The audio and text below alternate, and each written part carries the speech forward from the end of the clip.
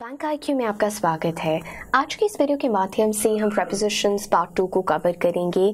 यहाँ पर end of the video में हम 11 क्वेश्चन सेट्स को प्रैक्टिस करेंगे जो कि common errors with regards to preposition से डील कर रहे होंगे, और स्टार्टिंग में हम कुछ इंपॉर्टेंट रूल्स को देखेंगे जिनको हम सेकेंड पार्ट में कवर कर रहे हैं, जो कि प्रेपोजिशंस के संदर्भ के लिए इंपॉर्टेंट है। आई होप इससे पहले आपने फर्स्ट पार्ट प्रेपोजिशंस का अच्छी तरह से देख के रिवाइज कर लिया होगा। ये सेकेंड पार्ट है। Starting on prepositions and ask. जो आस्क शब्द है उसका प्रयोग हम प्रेपोजिशंस के साथ किस प्रकार से कर सकते हैं, ये कुछ रूल्स आपको ध्यान रखने हैं। हम लोग आस्क का प्रयोग करते हैं with for to ask somebody to give something. तो हमेशा हम आस्क का जो प्रयोग है वो हम फॉर के साथ करते हैं। You ask for someone's help, you ask for T, you ask for coffee. तो ये जो फॉर प्रेपोजिशन है आपका, ये आस्क के साथ प्रयोग होता है। ये आपको ध्यान रखना है when we are talking about prepositions and ask. So we use ask with for. हम for के साथ ask का प्रयोग करते हैं ताकि आप जब पूछ रहे हैं किसी और व्यक्ति से कि वो आपको कुछ दे दें या कोई एडवाइस दे दें। फॉर एग्जाम्पल यहाँ पर she asked a coffee, ये गलत हो जाता है। she asked for a coffee, she asked for a coffee क्योंकि आप किसी और व्यक्ति से कुछ मांग रहे हैं। So for has to be here. He asked tea, ये अगेन गलत हो जाएगा। He asked for tea. So the correct usage will be he asked for tea. तो जो ask शब्द है ये हमें याद रखना है कि हम preposition for के साथ प्रयोग करेंगे। That is the first important rule that we are discussing in the second part of this video. Prepositions and prevent. जो prevent शब्द होता है, it cannot be followed by to. ये prevent के साथ हम to preposition का प्रयोग नहीं कर सकते हैं। जो prevent शब्द है इसके साथ हम to preposition का प्रयोग नहीं कर सकते हैं, ये हमें ध्यान रखना है। It should be followed by from. It should be followed by from और उसके बाद जो verb आता है and a verb which is having ing form. So ये आपको याद रखना है। This is an important thing.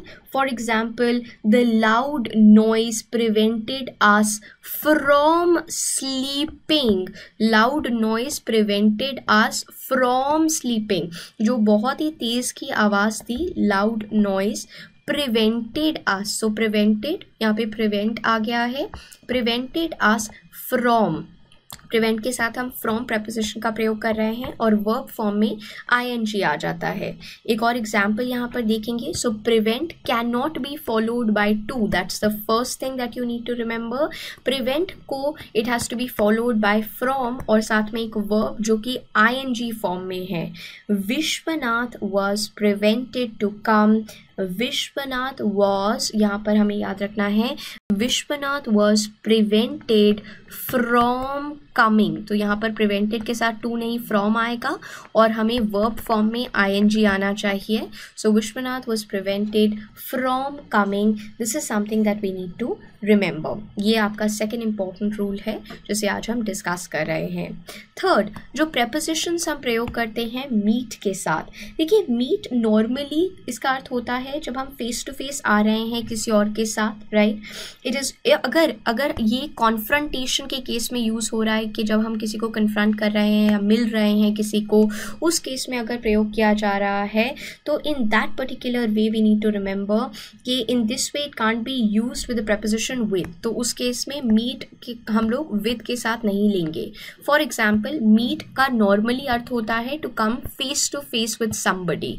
जब आप एक दूसरे के सामने आ जाते हैं तब हम मीट शब्द का प्रयोग करते हैं, और इस टाइम पे अगर वो इस तरह से प्रयोग हो रहा है तो हम प्रेपोजिशन विद का प्रयोग नहीं करेंगे, राइट। सो ये आपको याद रखना है। When you coming face to face, जिस सेंटेंस में वो सेंटेंस बता रहा है that someone is coming face to face with someone, तो तब हम मीट का प्रयोग विद के साथ नहीं करेंगे।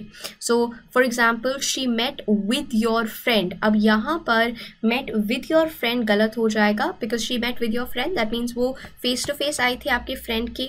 अब मेट यहाँ पर होगा विद के बिना। So she met your friend, with की यहाँ पर कोई ज़रूरत नहीं है। That will be the correct usage. So this you need to remember कि अगर मीट का अर्थ हो रहा है come face to face, then we are not using meet with. हम हम लोग विद के साथ उसका प्रयोग नहीं कर रहे हैं। लेकिन अगर मीट का अर्थ हो रहा है experience, right, she met with an accident, so accident इस केस में she is not coming face to face with the accident, she is experienced the accident, that means उनको अनुभव हुआ है किसी चीज का, सो उस केस में हम विद का प्रयोग करते हैं। ही मेट गुड फॉर्च्यून, ये गलत हो जाएगा, he is not coming face to face with good fortune, right, वो सिर्फ आप जब फिजिकली किसी और को मिल रहे हैं उस केस में हम मीट या मेट का विद के साथ प्रयोग नहीं करते हैं। लेकिन यहाँ पर एक्सपीरियंस हो रहा है उन्हें अच्छे धन प्राप्ति का, so he met with good fortune. तो ये आपको दिमाग में बिठा लेना है कि अगर मीट आ रहा है जब आप किसी को आमने सामने देख रहे हैं तब हम विद का प्रयोग नहीं करेंगे, लेकिन अगर मीट का अर्थ हो रहा है एक्सपीरियंस तो हम विद का प्रयोग करेंगे, तब हम विद का प्रयोग करेंगे।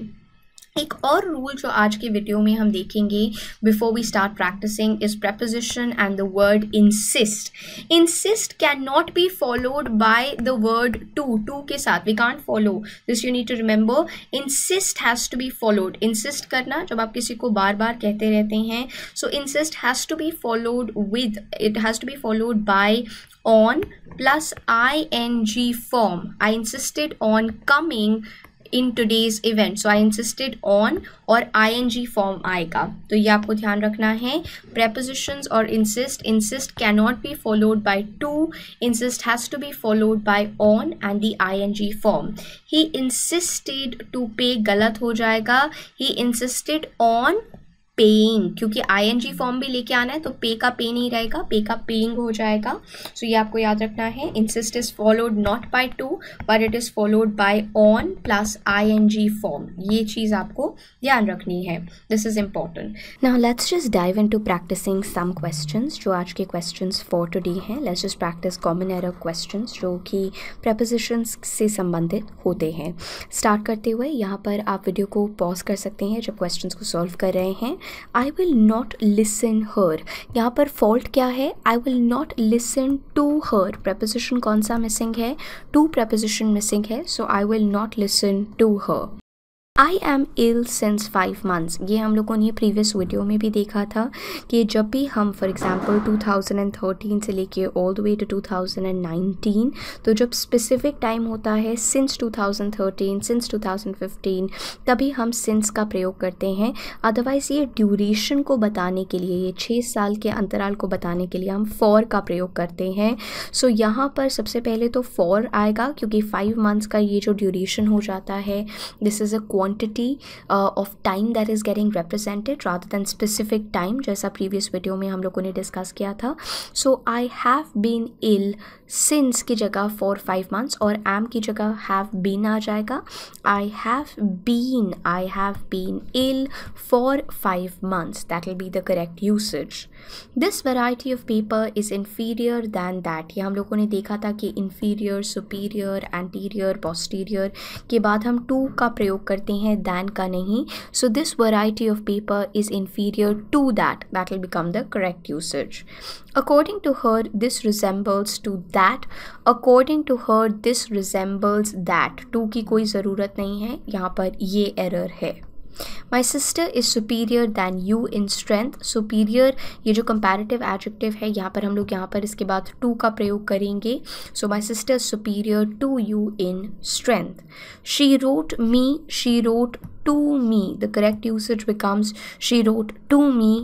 He shall explain them this, he shall explain this to them, that will be the correct usage that we need to remember. Send this letter on my new address, send this letter to my new address. He reached to Delhi की जगह he reached Delhi, that will be the correct usage. He told to me to go, he told me to go, he told to me नहीं, he told me to go, so यहाँ पर to की कोई आवश्यकता नहीं थी, that was the error. तो यहाँ पर हम लोगों ने preposition से related कुछ important rules को cover किया, साथ ही साथ में questions को practice किया।